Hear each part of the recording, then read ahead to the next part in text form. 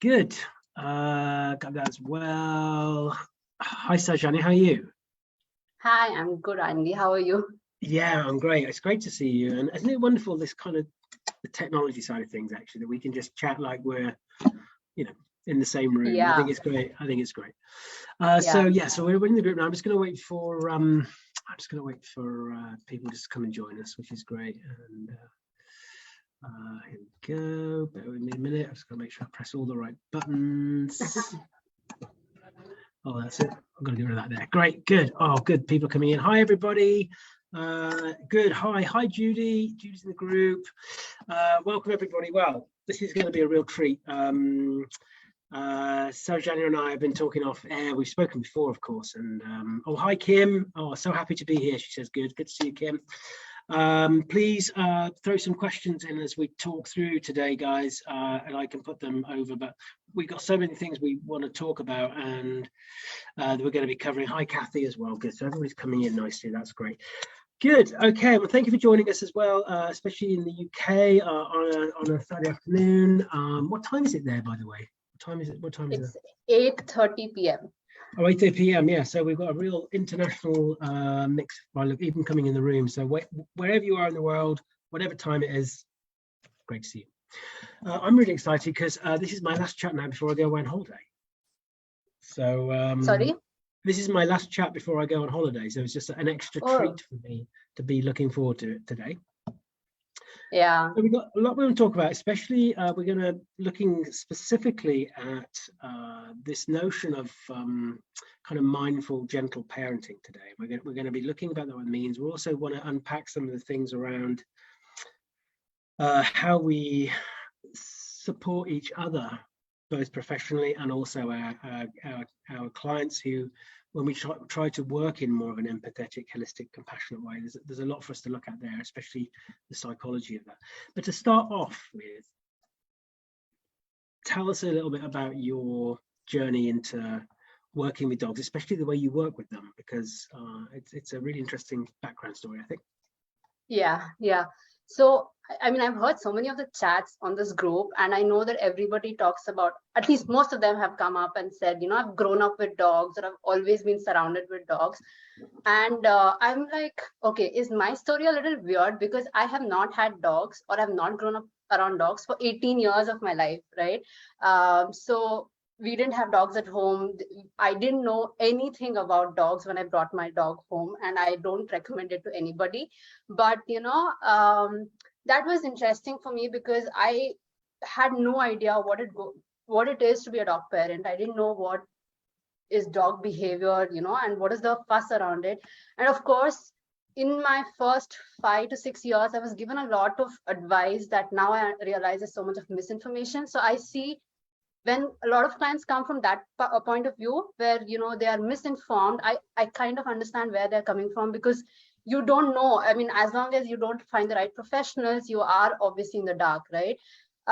So I was an engineer, like most Indians are, and I was just not happy with corporate life, and I had just quit my corporate life. And Sindhu, I think she also spoke on the group, and she runs the BHARCS Institute in India, and she launched her course. And I was like, okay, it feels like, it has aligned rightly. And I think that's where my whole journey started. And even when I actually started with Sindoor, I had no idea what I was getting into. I didn't know, what is it that I'm learning, right? Because I have not been in this space before. I didn't know what to expect. And it was a completely different kind of, course. We had to research things mostly on our own, and, have discussions, difficult discussions. And I think I was also going through something personally as well. And, my personal life as well as what I was studying completely aligned. And I think that has impacted me the most to what I do, with my clients and with dogs in general today. And I think with humans as well. I think it's that personal connection, isn't it? That we'll come on to that in a second, actually, but it is interesting because you really did come in with like, never had dogs, not particularly interested in dogs, then you have dogs. And what I think is interesting there is, do you think it's kind of like a bit of luck that you kind of came across Sindor, or because obviously everybody has a view on dogs, right? Everybody's got advice to give you. It's a bit like when you've got kids. Apparently, everybody's got a view on how you're supposed to bring them up. So you'd had some kind of information or advice from others that was, didn't quite sit right with you. Did that kind of instinctively feel wrong to you? Was it good luck? Well, of course, it's excellent luck to find Sindor, but or did you kind of feel that you were kind of drawn to that and the kind of content that Sindor was doing? So I'll tell you, I think I had gone through a few trainers of all kinds before I met Sindur, and this is another thing that I see repeatedly in a lot of clients I see now, that they want the quick fixes, they want the band-aid solutions, and I was one of them as well while I was struggling, and I didn't know anyone else. And to be honest, I think Sindur at that time was the only one who was using this approach. And the day I sat across her as a client, she was the consultant, I was the client, I was like, okay, this makes sense. And I think that helped, because even if I couldn't implement so many things, because these are a lot of lifestyle changes that you need to make, there are mindset shifts that need to happen, the life happens in between, and you're not able to control all the things that are going around you. I still knew in my heart that this is what I want to do with my dogs. Even if I fail multiple times, I'll get back up and then do it right by them. And I think it was only a year and a half after that Sindhu started her course. So I was still, I knew she was there, I knew what she was doing, and she was yet to start the content, but I had found the right kind of person and I didn't know I want to learn from her at that point, right? I just wanted to help my dogs at that point, and know what to do right by them. But it was luck, I would say, that I quit whatever I was doing professionally and she started the course at the same time. And I think that was the biggest stroke of luck, because I had no idea what I'm going to do after I quit my professional career. So I didn't know what else to do, and this happened, and I was like, okay, let me give this a try, and everything else aligned otherwise. This is Sammy and Zoe, right? Your dogs. Yes. So how did you go from no dog to suddenly getting two? Because it's quite generous. Because one minute you're an engineer, minding your own business, no dogs, then you're stopping all that and having a complete kind of move and shift. So how did Sammy and Zoe come into your life? So I think when I turned 18, I very vividly remember this, because when I turned 18 and I started my engineering college, they were like puppies in our college. And I was like, okay, now I need to get a dog. So I think that was the, trigger. But it took a while for, us to get the first dog. And I made my mistakes. I would, admit it here that I have made loads of mistakes with both of them. But I think, after I had Sammy, I was still not ready to be a parent, I think, because I was quite young, and I didn't realize what are the responsibilities that come with having a dog. So it was mostly feed the dog, take the dog for a walk, take care of the health and things like that. There was not much of effort in terms of emotional support. And I think I started seeing that change 5 years later when we got Zoe, and Zoe was like a young pup, and Sammy had started developing pain issues, and they both got into fights, and Sammy started being aloof from us. I think that was the turning point for me. When we brought the second dog home also, I think it was mostly my own emotional needs than, understanding what it is to be a parent. But I think it was Zoe who pushed me to understand, okay, you are now a parent, you need to understand what your responsibilities are. Because at 18, you're in college life and you don't know what it entails to be a, parent, and for a dog that too. And I think once I had Zoe at home is when, when the problems kick-started and I didn't know how to handle the problems and the issues between them, is when I was like, okay, I need to figure this out. And that was when I also got a lot of advice that Zoe just did not agree with. She was like, I'm not budging for whatever you're doing. And actually, she pushed me into finding other ways, because what was given as advice was not working. So I think that, really helped me completely shift my ideology as a parent, and also understand what it is to be a parent, because it's not just about feeding them and taking them for walks. It's a lot more than, just that. Do you know, this is so beautiful. When we've spoken before as well, when you speak, I don't, you know, this is what really got us connected, I think, before, because even through your writing,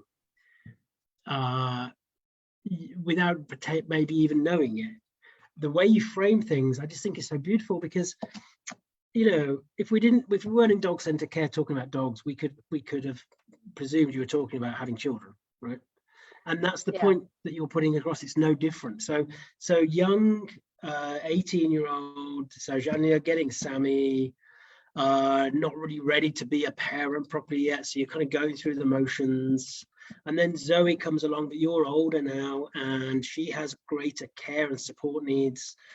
And you've kind of matured yourself to be that parent. And this is a good basis for us to go on to thinking about what you do and your work, because this notion of kind of, you call it kind of mindful, gentle parenting.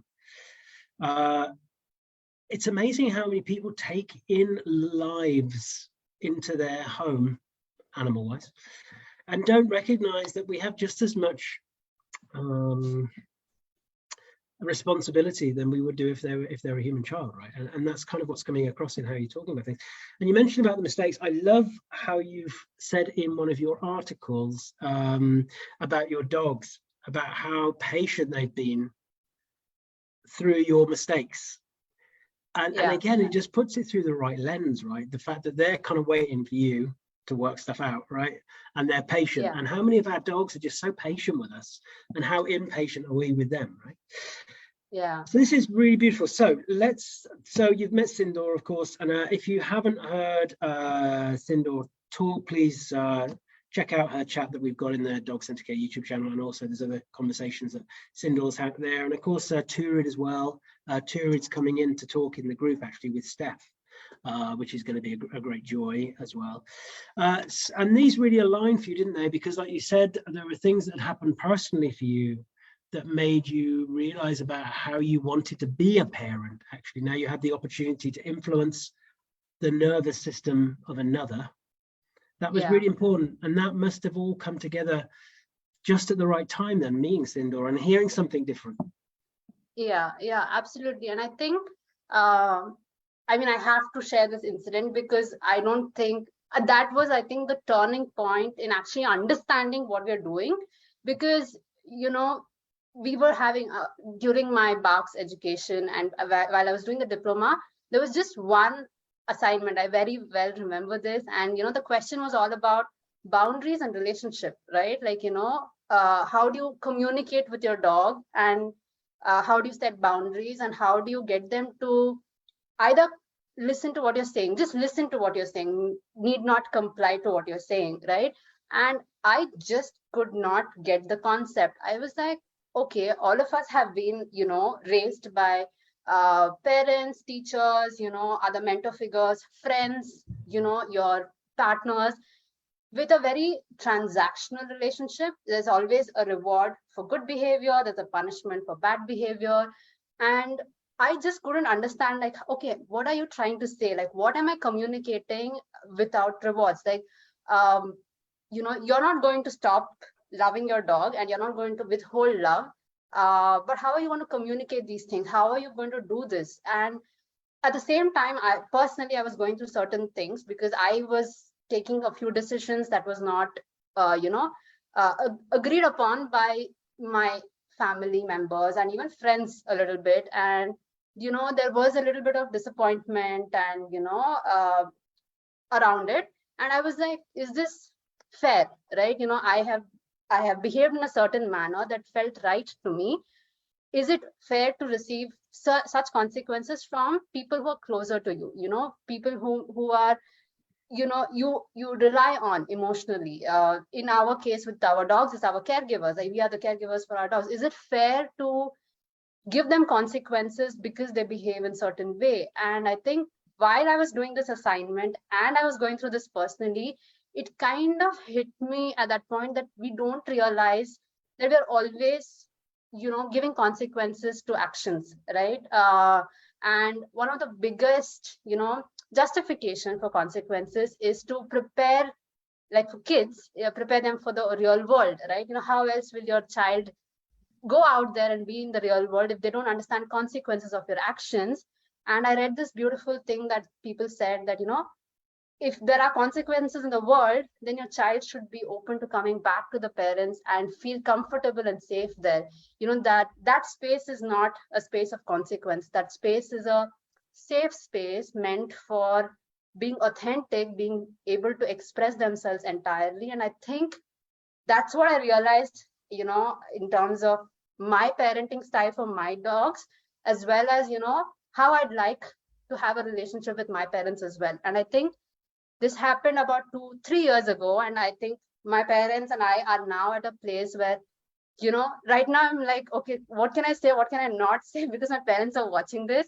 And I'm like, it's not because I fear consequences now. It's more about, I don't want to hurt them. And I think that's the relationship you want to build, And it's so powerful, isn't it? Because I think,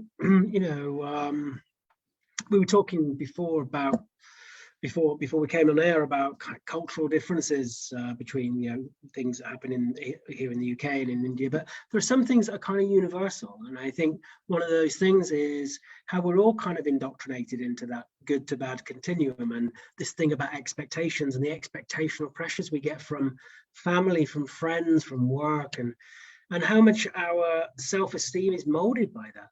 And actually, one of the things when you start working in the way that you work and I work and many in the group work, it does two powerful things, doesn't it? One, it's we realize, I'm not going to exert my expectations on you.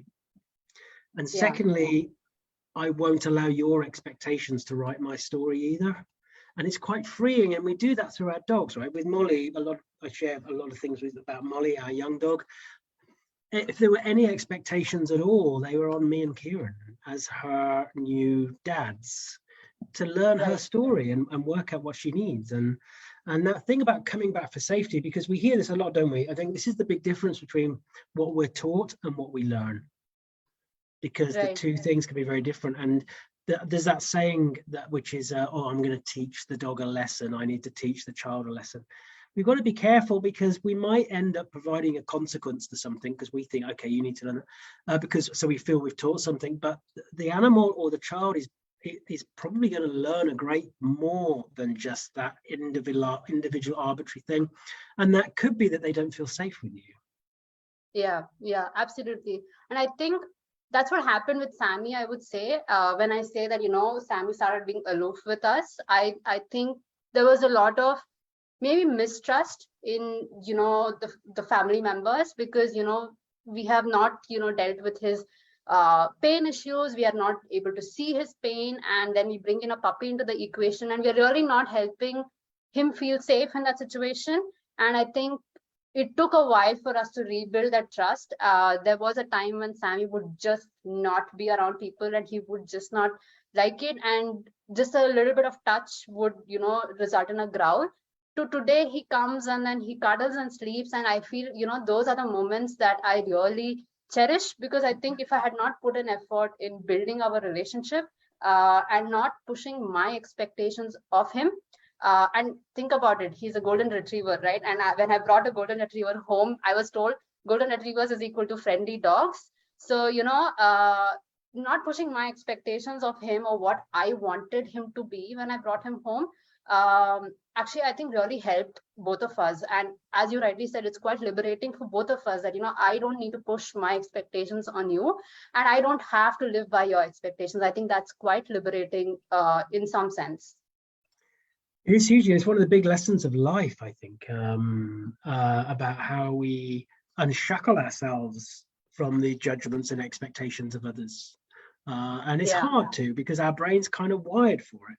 That comparative part of our brain comes online as early as 3 years old. We're already comparing ourselves, and also I think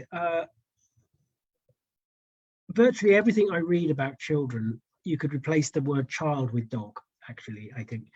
And how often do people get a dog and they've already decided what that dog's life's going to be? That dog's going to do this. We're going to go down the beach. We're going to go to the cafe. We're going to do agility. We're going to do stuff. But we do the same with kids, right? I know with my parents, they're not with us anymore, sadly. But my father, especially, he had a he had huge expectations on who he thought I was going to be, right? And actually, I went through a period of resenting him a little bit in my kind of 20s, I guess. But looking back, it's only because he loved me and he had a safe worldview. And I think that's what we have even for our dogs, that he thought if he did end up being this, he'd be happy. The only problem is he in those early kind of formative times, he never asked me. And I think a lot of people listening, that will resonate for them. And we do the same with our dogs if we're not careful. And then, the saying is expectation is the mother of all disappointment. And it's quite true, isn't it? Yeah, absolutely. And I think it's also, I think it's only human to have expectations, because you do imagine how it needs to be, but to not be disappointed and put the onus of disappointment on the other is, I think, something that we need to all learn. Because I think I can expect my dog to be in a certain way because I'm just human to be expecting these things, or we do these expectations with our parents, our partners, our children. It's only human, but making them, responsible for our expectations, I think is unfair on the other. And I think that's a skill I think we all are learning all our lives. I think that's the more important thing, because as you rightly said, expectations are only human. But yeah, not burdening the other one with our expectations is quite important. It is, and it takes time. I think, a lot of this stuff comes up to how do we best well regulate ourselves, and how do we kind of allow ourselves to go through the emotional things that come with some of those kind of quick thinking brain stuff of judgment and expectation. But I love it. I can't remember who said this now, but the antidote to expectation is gratitude. And it's just being thankful that, and that, to be fair to my father, he dealt with the fact that I wasn't who he thought I was going to be, and I think we only have two options. We either kind of come to be a bit more humble about recognizing that, we're all trying to engage and interact. Great, so this is cool. So I think this underpins a lot, doesn't it? I think about how you develop this notion of mindful, gentle parenting, especially this big emphasis on the word parenting. When we spoke off air, you've set up a dog parent support group. We'll come on to that in a minute, because that's a separate little topic we'll look at. But again, it's this real notion of parenting. Yeah. Explore that, expand that a little bit more, the kind of ethos that supports that. Yeah. So I think, again, around the same time as I was doing my diploma is when I think I came across the idea of gentle parenting. I had no idea that there's something called gentle parenting, and this is specifically for kids, right? And a lot of it just immediately made sense, because that's how we are with our dogs. We allow them to have emotions, express those emotions, be authentic selves, not really use consequences to mold behaviors, but allow for the relationship to build. And I think that was a big way that I learned to deal with my clients, right? It's not so much about the dogs. It's more about how you make your clients feel. And they're all dog parents, right? And parenting styles can be different. Your philosophies for parenting can be different. And I realized over time that it's not so much about the science, right? It's not so much about, aversive training versus reward-based training versus, whatever else, right? It's more about parenting philosophies and, where your philosophy lies.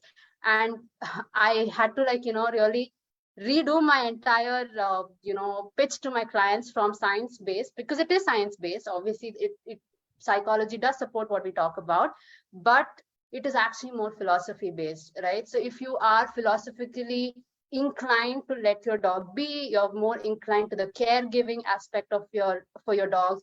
If you are interested in the emotional well-being of your dogs, what we talk about, instinctively helps, right? I can share all kinds of resources, but instinctively, if that's not something that you believe in, I feel like, we may not be on the same page ever. I think that really helped, mold my interactions with my clients. And then obviously I realized that there's nothing like this in terms of dogs. Nobody talks about gentle parenting in dogs. And I think having not heard that term for kids itself, I think to talk about gentle parenting of dogs was a big thing.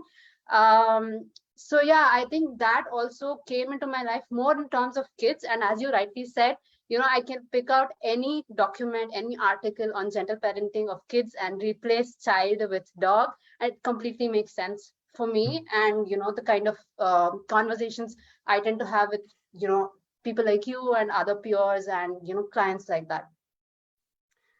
And I think the beautiful thing about this is that we talk a lot in kind of human psychology about belief systems and how they form kind of worldviews, but actually I think what's more important is our value systems. And I think a lot of that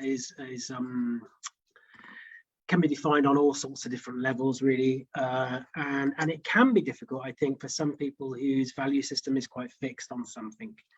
But actually, in my experience, that's not the majority. The majority of people, you mentioned the word transactional earlier. I talk a lot between the difference between task and care, and task is transactional. You must do this and that has to happen. Right. And this is about shifting to care, which is more relational.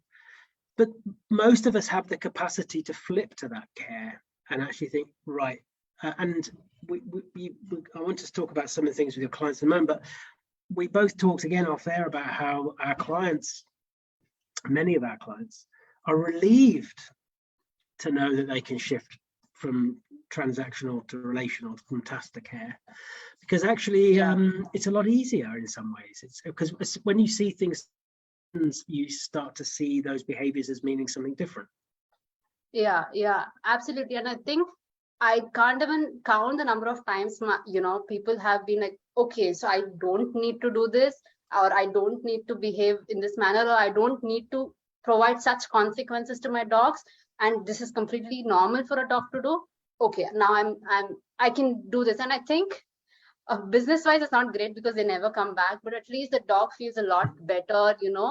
It's just about mindset shift, right? Like you need to hear it, and I feel like that's the difficult part, because the majority of the information out there is all about consequences of any kind, right? Whereas when you kind of take a step back and be like, this is how a dog behaves, or this is the emotional perspective from the dog's side, or what is going on inside in your dog's body or emotionally. And once they hear it and they're like, okay, this seems like completely normal for my dog, or this seems like there's something else going on, and I think they feel a lot more relieved. And I think I felt a lot more relieved also when I heard the same things when I was the client. And it is definitely a lot less cumbersome, because I'm also a very lazy person. So if you tell me to put down like 10 training sessions, or 10 of these things, and do it and do like this every time, or be on the go to give this consequence to your dog as soon as they do it, I can't do it. So I wouldn't have anyway gone through with the entire training module. And I think that also helped me, because it sits with my personality, it sits with my own belief system, and it just worked well for all of us. I think especially when you have a dog like Zoe. With me, it was my old dog Milo. He's not with us anymore. We can arbitrarily try and shift behavior, and that's not a comment on methods and tools. The same risks apply even with reinforcement. If we're just getting a behavior that we find more appropriate, but still not providing the relief for what the animal is trying to communicate. When you have a dog like that, you just end up either committing to a lifelong journey of doing the same thing every day to try and suppress stuff, or at some point you have to listen more. I got a message from somebody recently in the group, and she said that she spent 5 years training more, and then one day she got to listen to Sarah Fisher. She thought, the one thing I wasn't doing was listening more. And I think even with parents, I think about my father again. I can only talk about myself, but he didn't listen much. And listening isn't listening to somebody speaking; it's listening more ambiently. Actually being available to that communication in whatever form it is. Yeah. I think that's rightly pointed out, because I think if it was not for Zoe's boundary setting and such clear boundary setting that I don't like what you're doing and I will not budge, right? And I think that helped me explore further as to what is going on. And I think even today, it's no more about, okay, you have to behave in this manner and you can't behave in this manner. It's more about, okay, if you are behaving in this manner, then something is going on. What is it, right? And I think that is quite important, listening. And I think, as you rightly pointed out also, we don't listen much. I think it's more about being there, being available for the conversation, and also figuring out what's going on. It's not just about how you mentioned about your parents, your dad. Even for me, it was most about, it was a very superficial conversation with my parents for a long time, but in the recent times it's been a lot more open and beyond just what is being told, like what's going on, right? And I think that really helps when you kind of dig deeper into what is going on, what is important to this other individual. I think that builds that relationship that we're talking about. And when we think about our brains, and the dog's brain, because in this particular point, they're very similar. The brain seeks safe social connection. I think safety more widely as well.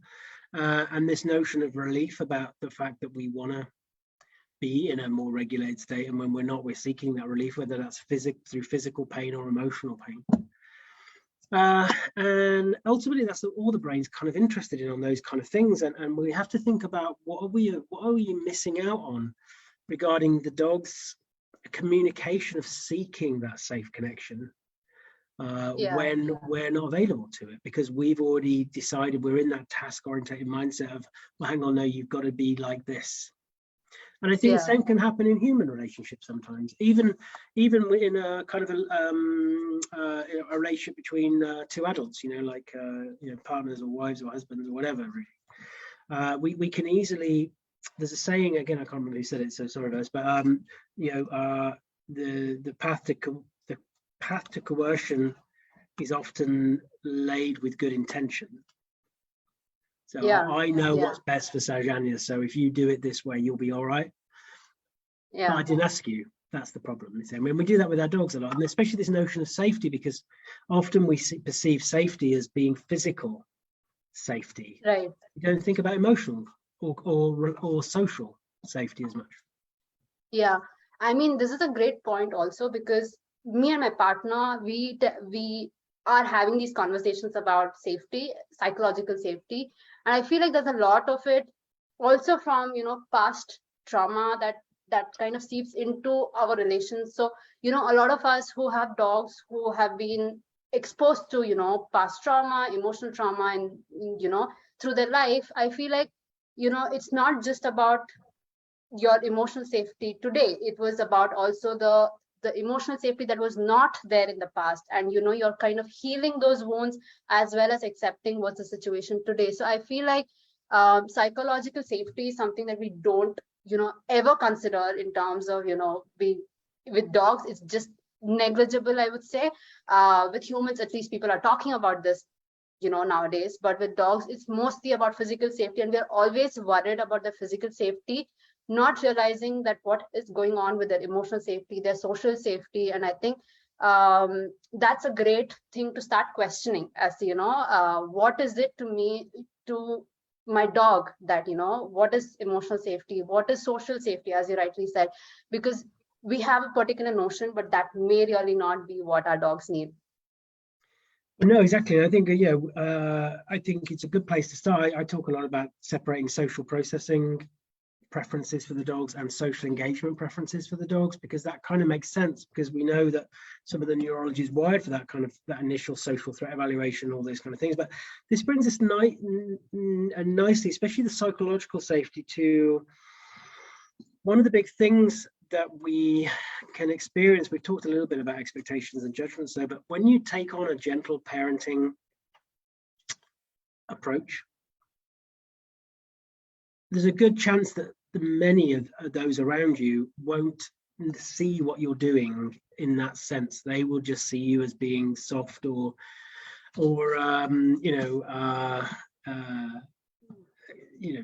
giving in to the dog, or whatever it is. And I think this is interesting and a powerful thing for us, because a lot of the things that we struggle with is about again, that's psychological safety, because our brains, we know, is kind of designed to try and avoid social rejection. When you think of social evaluative threat and that kind of thing, and what we know with Matthew Lieber, who's done a lot of studies on the fMRI side of things, that part of the brain that deals with social rejection is very similar to the same part of the brain that deals with physical pain. So that physical pain and emotional pain, because it hurts, right? We just don't want to do it. And we experience a lot. I mean, you said off air about how lonely it can be sometimes when we're thinking, I'm going to try and do this. And I think a lot of people who look at more gentle parenting and follow more attachment-based principles with bringing up kids would probably say the same, because you've got a society around you which is trying to push everybody through a conformist lens.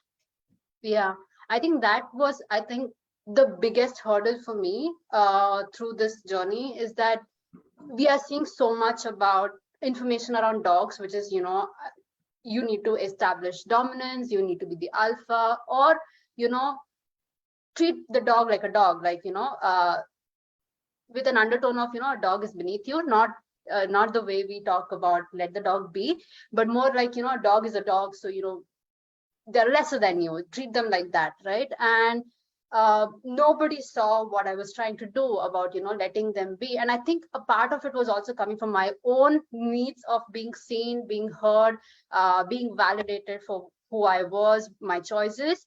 And that was a very lonely journey. And I think if I didn't have the peers that I was talking to in BHARCS, I think I would have probably given up at some point, because I felt like there was nobody else seeing what I'm doing. I don't have the support. I don't have anyone who's validating my experiences. And I feel like, there's one misconception about gentle parenting, that you're always perfect and on point with your dogs, right? We also have our bad days. We have days where we are burnt out. We want to break down. We are frustrated. And I think we also need to show that part, saying, yes, there is frustration and we are human, but it's about regulating ourselves, which means that we have to deal with our issues before we tend to, address the issues with our dogs that we are facing, the situations. And to have these conversations, you don't have anybody, right? And I think that is quite a lonely journey. And I feel like over time, with more of us talking about letting your dog be, allowing your dog to have the emotional experience, more and more of us are coming out here, with a more safe space to discuss this kind of parenting. And I think that is so important, because nobody else will understand your, choices with your dog unless they align with your philosophy of parenting. And I think that is so important. Otherwise, you are going to feel alienated. And as you rightly said, you want to be accepted. So that if you have like a lot of dog parents around you and they're like, this is how your dog should behave, this is how your dog should be treated, this is how they need to be trained, then you have a little bit of pressure also to conform, because nobody else is, telling you that what you're feeling is right, or, validating your own ways of doing it. And I think that is quite important. And if it is not there, it feels quite alienating.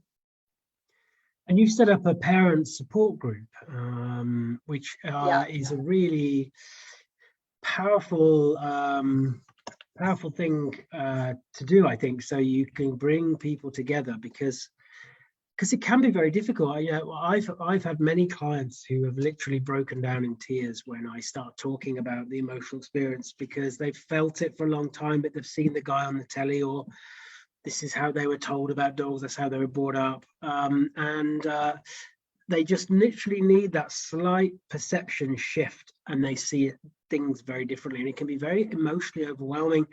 And then if we leave them in that state, they can feel very isolated then. And I think continuing on to allow a community that you can build for people to continuing to connect is a really powerful principle, I think. Yeah. Like as I mentioned, a lot of parents come in just to have their feelings validated in terms of, it's okay to treat your dog in this manner. It's okay if your dog is going through this particular situation and you're struggling. And I think that's where the dog parent support group came up, because I realized that not everyone needs to sit in a consultation to hear that. You need a lot more dog parents to sit in the same session and hear similar experiences, and also see that you can have better days and you can have bad days, and that both are okay. And I think that's where the parent support group came from, and also from the idea that we are all feeling lonely about our parenting choices. And I think if we all come together, we are not alone anymore in the whole journey. And that can be a great impact on our dogs, because if we are not struggling, if we are not feeling lonely, if we are not feeling pressurized to use other parenting methods, our dogs benefit out of it, right? So I think that's where it came out of. And that's really powerful what you just said there, because if we end up, let's say if you're a caregiver and you end up having a very task-oriented, transactional approach, your only real feedback there is the results that come from that kind of task-oriented approach, which in itself brings a lot of frustrations, of course, because it's not working and there must be something wrong with me, or the dog's no good, and all these kind of things. When you flip to more of a care orientation approach, you will have days where that care is better than others. You talked about that yourself, and the fact that that care can be tested on some days and others. And that's where talking about this and breaking through some of that taboos are really good, and sharing that with other caregivers who can say, do you know what, I hear you, that sounds a nightmare, you know, you need to go and decompress yourself after that, or something very similar happened with mine, and just recognizing that how humble we have to be, and also the fragility of a lot of these relationships, because it's very similar even with human relationships. I think if you've got a partner or a family member who struggles emotionally or has some extra support challenges, that caregiver burden is caregiver burden, really. I think, you know, about how it can affect us sometimes, and we just need to kind of break some of those taboos and just recognize that the only criteria we need to be kind of setting ourselves up with is a recognition of our own ability to cope. Yeah. And I think that is the main thing, right? If we haven't, you know, worked on our own emotions, our own coping mechanisms are not very healthy, I think it is harder when we are trying to, you know, deal with our kids, be it, you know, human child or dog child. And I think I realized that there is so much of parallels between raising a child in the gentle parenting way and gentle, you know, parenting a dog. And I think it boils down to the caregiver ability. And, you know, there are a lot of questions around why should I, you know, why can't my child or why can't my dog do this first? And I think the response to it is just that, you know, we are the caregivers at the end of the day. We are the ones who decided to bring them into our home. So I think that onus is definitely on us before, you know, it is on our child. And the more we are able to regulate ourselves, I think we are better able to respond to our dogs or kids.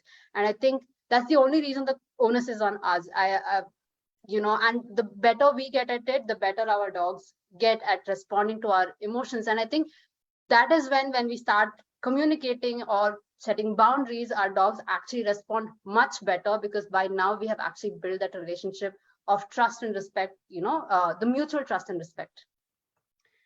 This kind of mirrors what the wonderful Sandy Sharma, a dear friend of mine, when she came and chatted in the group about the kind of heart connected approach to relationships anyway, and that starts with being in that regulated state and then trying to connect to another through the heart rather than through what else goes on in our body when we're in a less regulated state. And this is the beautiful thing I find with a lot of my clients, and I know you said the same when we've spoken off air, when people start to have a bit of a shift and they break through some of that good to bad continuum, it changes how we interact with each other, doesn't it? And I think, and even with ourselves, we can give ourselves an easier time thinking, okay, do you know, I'm just as kind of prone to these shifts and changes in my own emotional state and need. Yeah, absolutely. I think my own therapy journey, I would say, has gotten a lot better since I started working with dogs and clients, because, you know, we are constantly trying to be hard on ourselves, but we are so open to, you know, letting our dogs be, you know, making safe space for them, but very hard on ourselves. And I think the more I talk to myself the way I would talk to a dog, I feel a lot better and feel more forgiving and accepting of myself. And I think that has also kind of trickled down to my relationships otherwise as well, be it with my parents, be it with my friends, my partner. I think all of this, there's a great impact of the work that I do with dogs, you know, on my own personal life with other relations, as you rightly said. And I think it was interesting what we've talked about before about some of the cultural differences and shifts here in the UK and Europe, I guess, and America, where we've had the dominance model pretty ingrained for quite a long time, actually. And I think we have a tendency over here to feel that we have some kind of mastery over whether that's other people or definitely over animals, I think. And you know, it hasn't. If we go back in time enough, it wasn't that.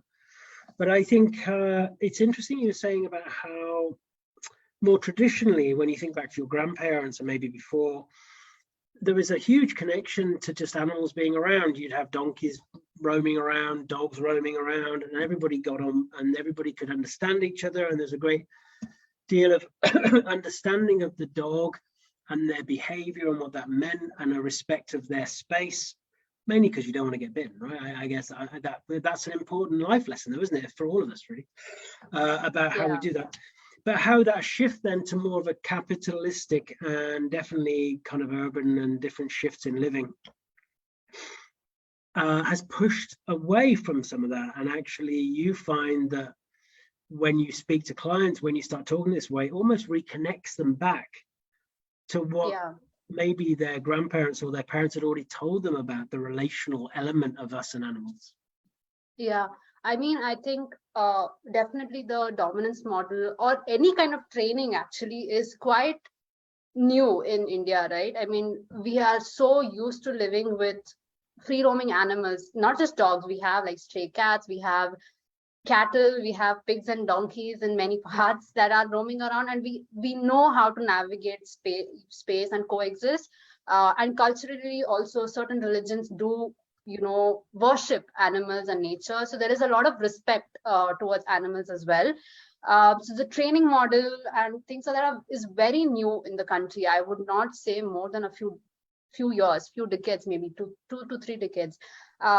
Even today when I visit my hometown, which is a small town in India, people are like, they know how to behave with a dog, they know how to behave with a donkey. In fact, my cousin, there's a, you know, very popular story in our family that, you know, my cousin, when he was a child, went and then pulled a donkey's tail and he got kicked by the donkey, and that was seen as a very, I mean, you pull the tail, you get kicked, and it was not seen as a donkey needs to be trained, donkey needs to be well behaved.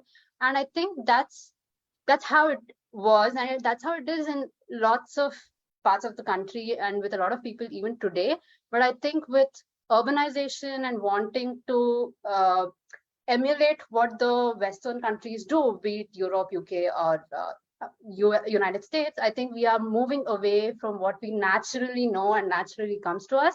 And I think when I do talk to my clients, who most of them are, you know, either watching these videos on YouTube or are interacting with trainers who adopt those models here, they feel a lot more relieved when I say, you don't need to, that's a dog, right? Or, you know, that's a dog who's sleeping, don't touch them, it's okay. And they feel a lot more comfortable with it, because that's what instinctively we know. But, you know, we tend to forget it in the entire, you know, wanting our dogs not to dominate us, be the alpha to our dogs and things like that. We have kind of completely moved away from what we instinctively know. And the more we have these conversations and the more we kind of go back to what we culturally are aware, it becomes easier for everyone. And I think that's something that, you know, if we talk more about it, we'll kind of curb the shift that we're seeing where, you know, the animals are seen as beneath, which is not really something that we naturally know or naturally are, you know, raised to know. Because I was never raised to, you know,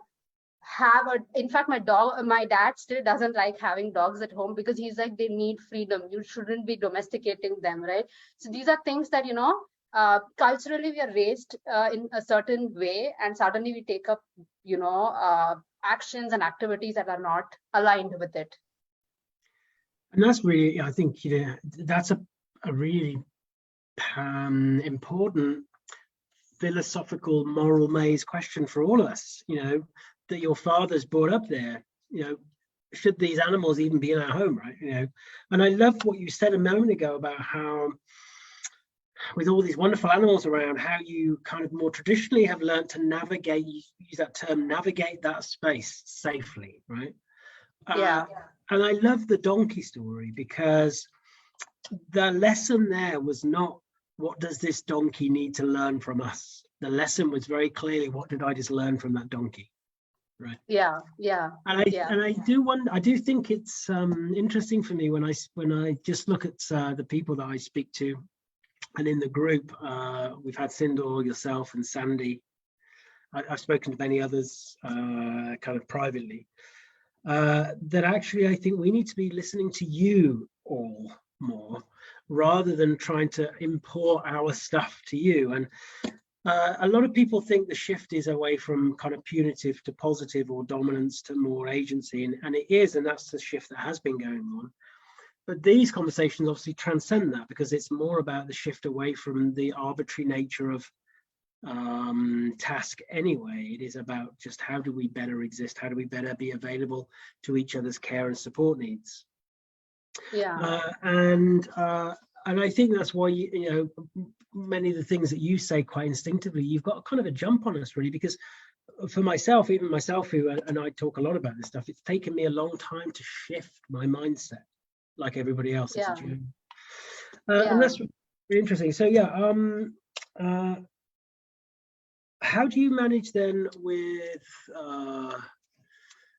because some of these dogs then, I'm guessing, are dogs that have been more free roaming, who have ended up being taken into a domestic setting. There's a crossover there for that animal.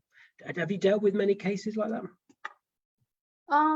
Many, I mean, I have had one experience of my own where it was not to adopt the dog. I think the story I have shared on my Facebook page as well, where I brought her in for just, you know, nursing her back to health, because she was unwell and she just did not like it. She just did not like being indoors.